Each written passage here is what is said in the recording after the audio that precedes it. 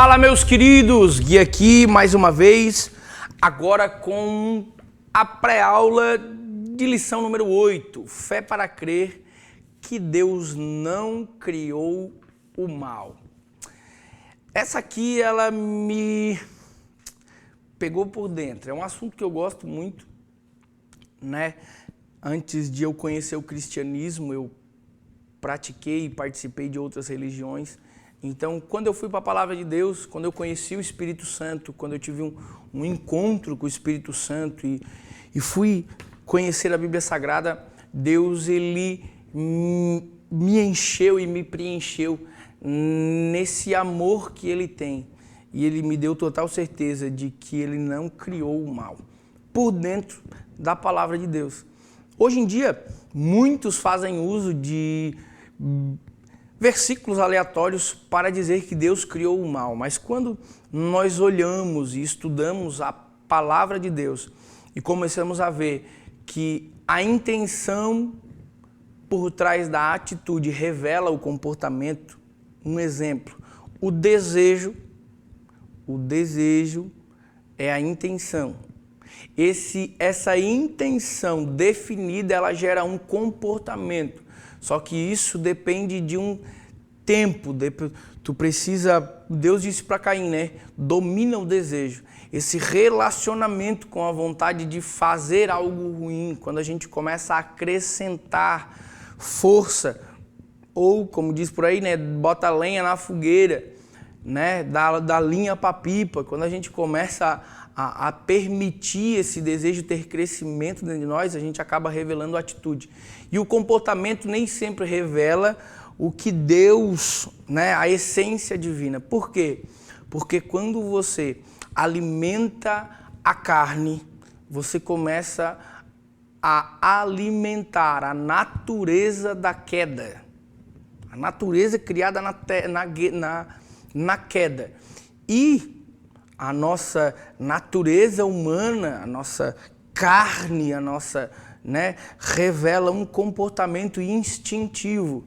E isso faz com que a gente acabe fazendo uso errado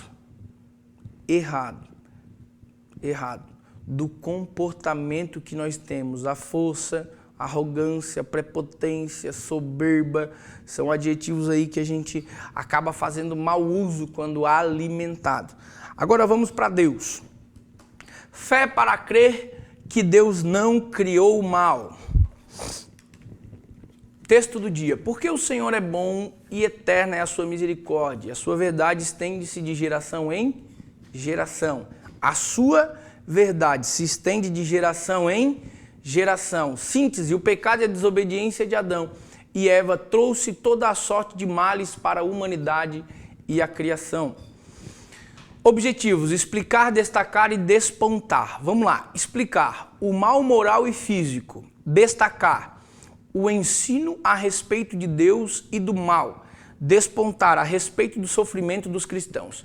Primeiro vou começar por aqui. Explicar o mal moral e físico. Quando acontece a queda no jardim, quando Deus coloca o jardim do Éden, nós precisamos entender isso. Havia dois jardins, o jardim mineral e o jardim orgânico.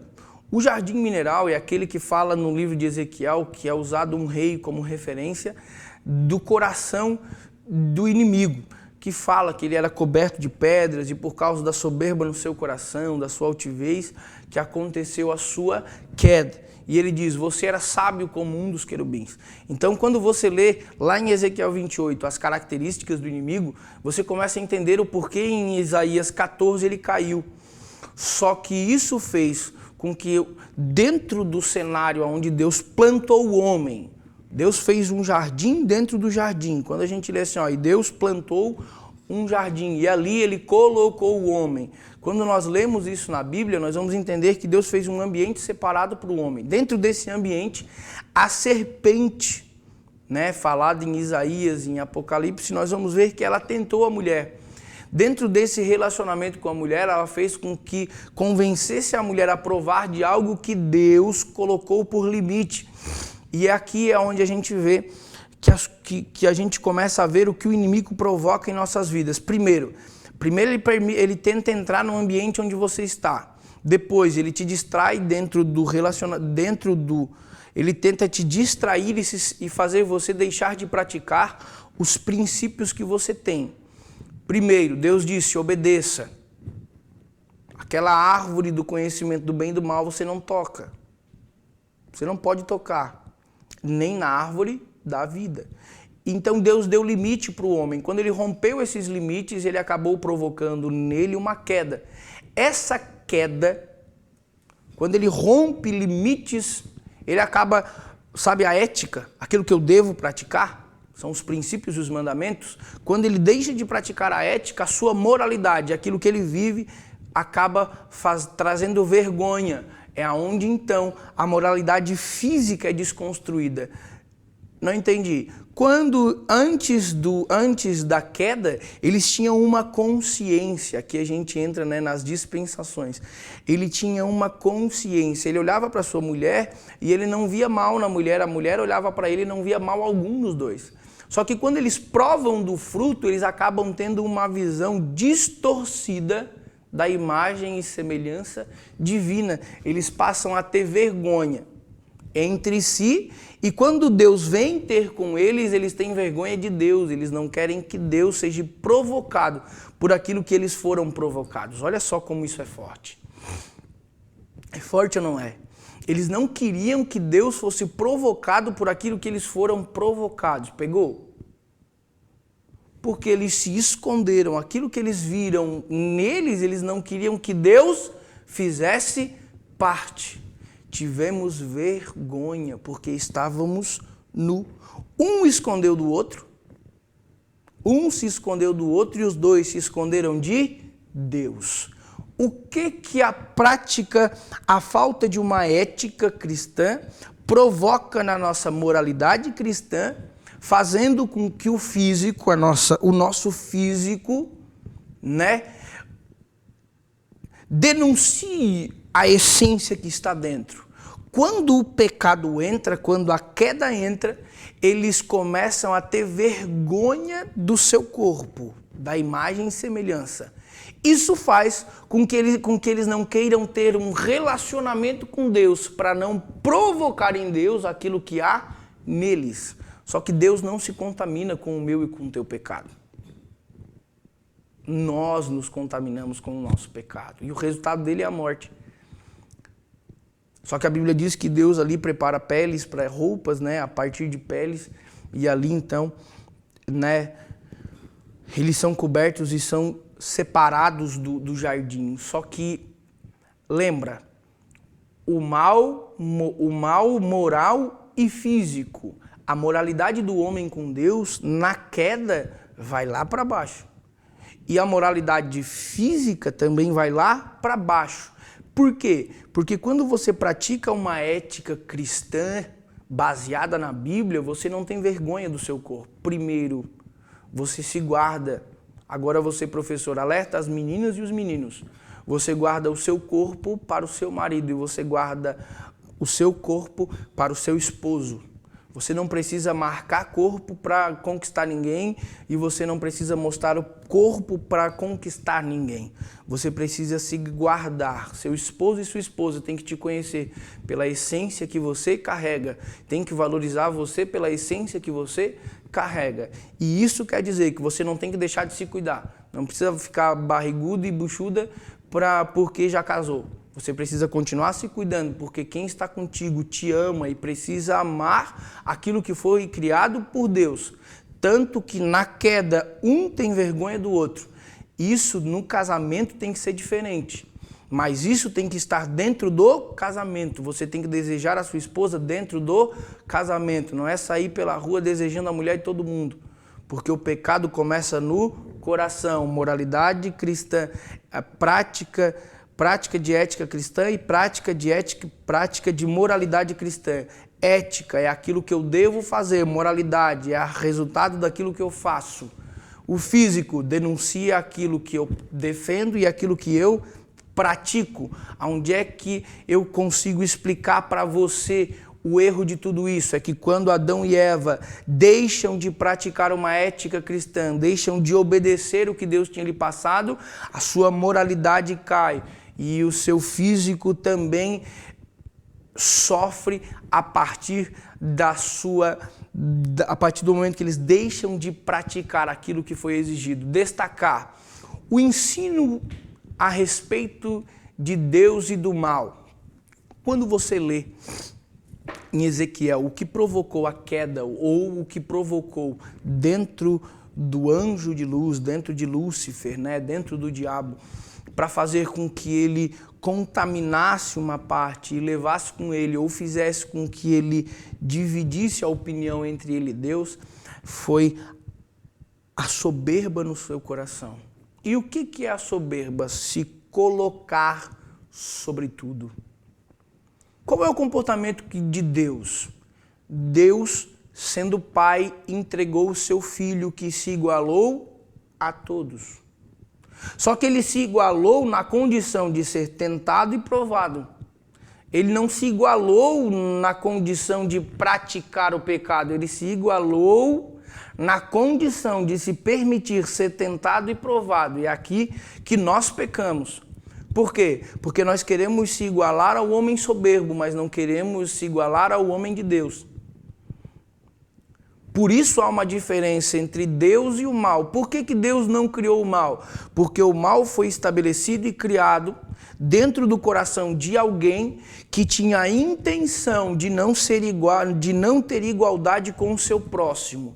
Deus criou o homem, imagem e semelhança sua. Isso revela que o desejo do seu coração era ter igualdade a todos. Só que a Bíblia diz que ele criou com Cristo. Então, quando você vê Cristo em Provérbio dizendo, eu, a sabedoria, estava lá desde a formação de tudo. Eu estou desde o início, desde quando as fundações foram formadas. Desde quando ele estabeleceu limite em todas as coisas. Quando eu e você fizemos partes da palavra de Deus, nós precisamos entender que em tudo há limite. Você precisa falar para o seu jovem, ei, por que precisa ter limite na sua vida? Por que você não pode sair depois do horário? Por que você tem que vigiar com a irmãzinha tem que vigiar com o irmãozinho? Por quê? Porque quando você deixa de praticar limites, ética, você para de ter uma moralidade relacionada à essência divina. Você não revela Deus, você não revela a essência de Deus, você não exala a unção que Deus derramou sobre a sua vida. Quando você rompe limites, quando você deixa de praticar a ética cristã, você acaba envergonhando a si mesmo e envergonhando a Deus. Então você vai ver que no capítulo 14 de Isaías, 28 de Ezequiel e... Aleluia. No próximo EBD eu trago o capítulo de Apocalipse que fala sobre o inimigo, se não me engano, é o versículo 12, capítulo 12.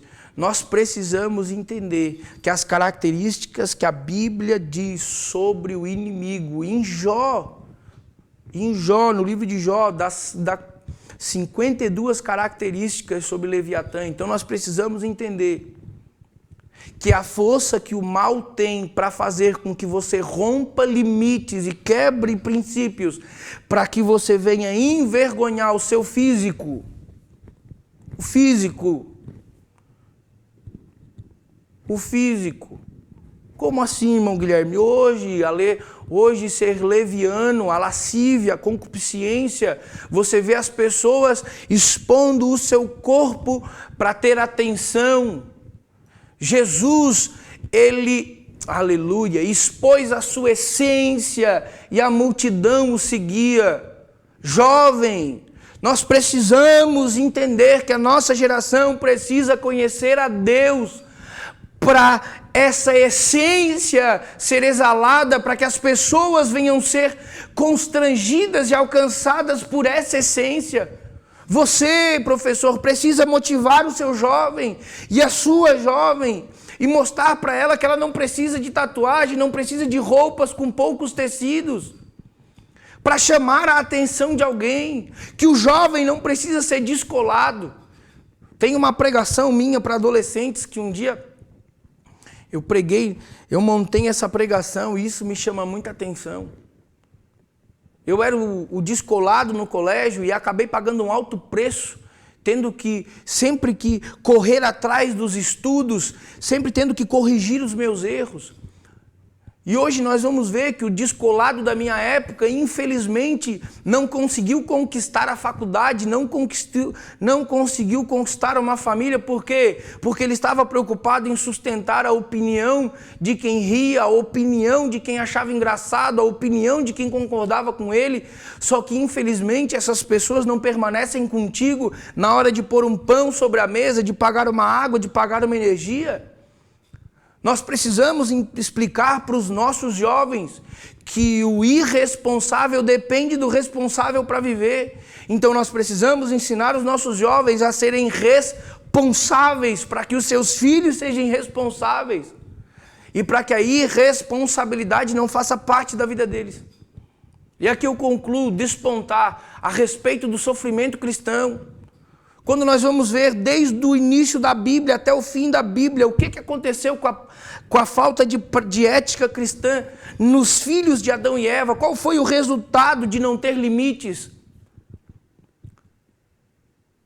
A Bíblia diz que Caim não conseguiu dominar o pecado que havia, o desejo que havia sobre ele, não conseguiu se manter dentro dos limites divinos, e o que fez? Trouxe morte ao seu irmão. E a sua genealogia deu, então, a construção de Nínive, Babel, enfim, um povo sanguinário, um povo distinto que provoca divisão e guerras. Então Deus, para dar continuação no seu plano divino, manda Sete, o terceiro filho. Esse filho, então, dá continuidade ao plano de Deus, o plano de redenção. Assim nós vamos ver o conserto na vida de Noé.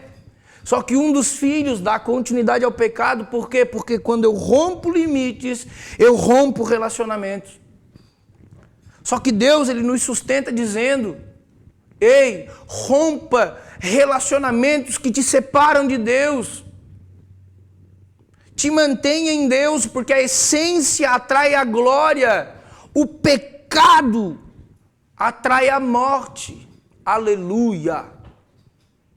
A essência de Deus atrai a glória, mas o pecado atrai a morte, atrai a glória de Deus para a sua vida. E aqui eu deixei alguns versículos. Aleluia! O mal moral e físico, Provérbios 8:12, eu a sabedoria habito com a prudência e acho conhecimento dos conselhos. Deus e o mal, Isaías 45:6 e 8. O versículo que eles fazem uso errado é o versículo 7.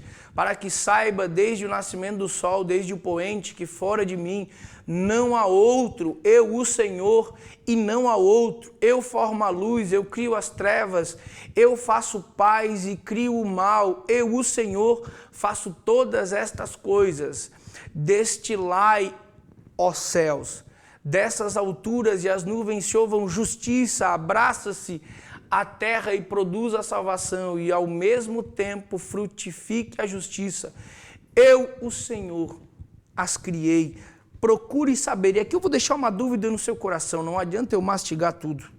Você procura o significado de trevas lá na criação e trevas dentro de toda a Bíblia Sagrada. Você vai ver que a intenção do texto não é a intenção que as pessoas usam para fazer mau uso da maldade que eles querem transferir para Deus. Por quê?